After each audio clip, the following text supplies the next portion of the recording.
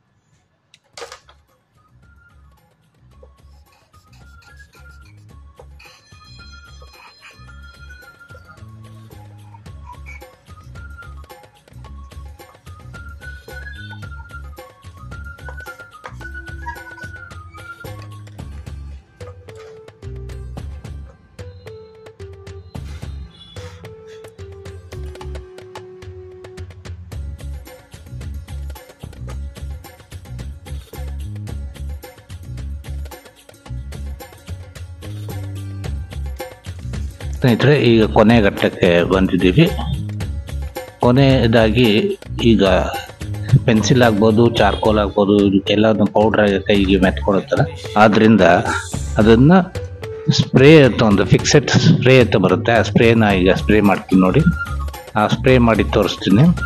ಆ ಸ್ಪ್ರೇ ಮಾಡಿದಾಗ ಫುಲ್ ಒಂದು ಲೇಯರು, ಪ್ಲಾಸ್ಟಿಕ್ ಲೇಯರ್ ಥರ ಹೋಗುತ್ತೆ.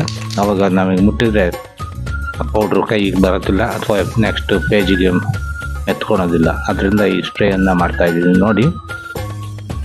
ಈ ಸ್ಪ್ರೇ ಬಗ್ಗೆ ಮತ್ತು ಇದಕ್ಕಿಂತ ಚೀಪಾಗಿ ಮಾಡುವಂಥ ಸ್ಪ್ರೇ ಬಗ್ಗೆನೂ ಕೂಡ ನೆಕ್ಸ್ಟ್ ವಿಡಿಯೋದಲ್ಲಿ ತೋರಿಸ್ತಾ ಹೋಗ್ತೀನಿ.